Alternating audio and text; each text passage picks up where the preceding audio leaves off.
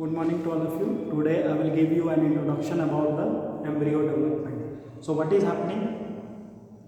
The primary endosperm cell, it becomes endospermic cell and it provides nutrition. So in case of dicot plants, if you will see beans, sunflower, the endosperm will be consumed by the developing embryo. Okay. While in monocots, what will happen? That endosperm is much bigger and the total endosperm is not consumed. As a result, the endosperm will be present in the mature seeds also. You can see in coconut cereals. Okay. So now coming on to the embryo development. After the period of rest, the zygote develops into embryo by the repeated divisions.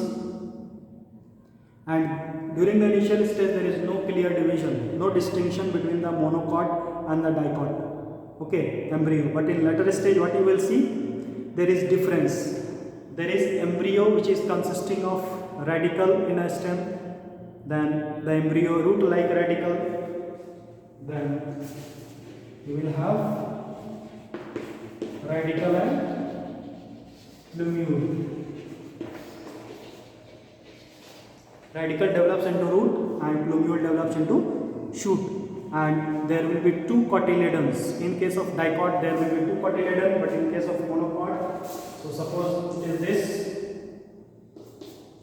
So there is two cotyledon, but in case of monocotyledon, there will be only one cotyledon. Cotyledons are the parts which is helping the plant in the growth because they are containing the nutrients. Just like embryo means endosperm, the cotyledons are also containing the nutrients. Okay. Now coming on to seed and fruit formation. So once what will happen? Suppose fertilization has taken place. So in this place, only this position, the zygote position, it will be present, and rest all sepals, petals, then stigma, style, everything will be coming out of the plant and it will be discarded. Okay. It will become completely dry and it will fall off. Okay. So double fertilization is bringing about this change, due to which it is converted to seeds. Okay. So if we will talk about the seed, the outer one contains the testa. Testa is the hard outer covering of the seed, and inside it will have tegmen. Okay. Tegmen is the thin papery substance inside the testa.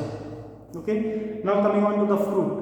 The fruit, immediately after fertilization, ovary undergoes some changes. Ovules present, ovules whatever is there, ovary develops into fruit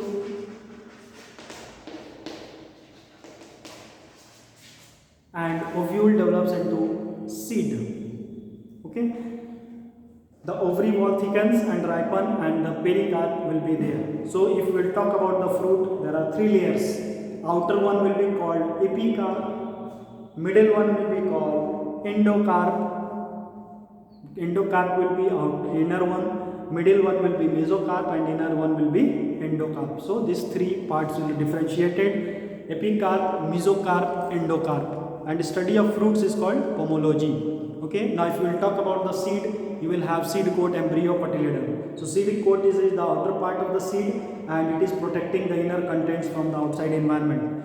And if we will talk about the embryo, embryo is that part, it is also called baby plant.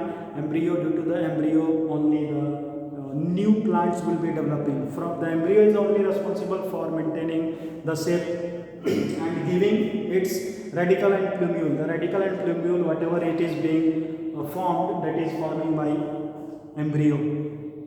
Okay. Next is cotyledon. So cotyledon are the parts which is forming the seed and it is helping in the nutrient production, and it contains, cotyledons contain nutrients. So if it is two cotyledon, that is dicot plant, and if it is one cotyledon, it is monocot. And accordingly the seeds also, dicot seed and monocot seed. The seed is formed from ovule. The ovule is present in ovary.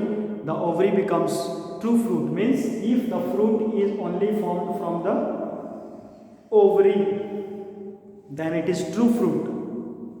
But if it is formed from the Another part of the seed, not from the ovary, from other parts are also responsible for making the fruit, then it is called false fruit.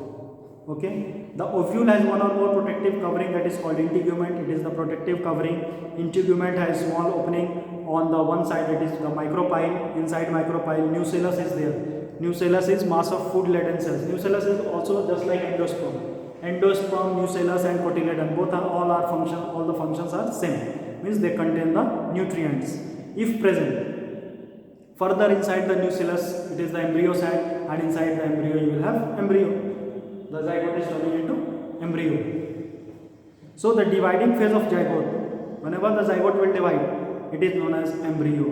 Okay, and in embryo the number of cells will be more, development will be more. Now coming on to significance of seed. Seeded plant do not require water for the pollination and fertilization. Then seed have adaptive features for the new environment, which is beneficial for seed dispersal. Then they can be stored, seed can be stored for future use.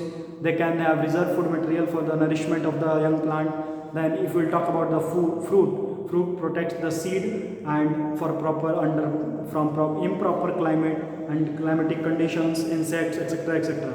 Seed dispersal can also be done by the fruits, due to which you get many different plants. Then fruits provide food to animals, and fruits are the good nutrient and the source for human beings, animals, as well as the birds also. So here we are finishing with this chapter. If you will have any other problem, we can discuss in a classroom. Thank you.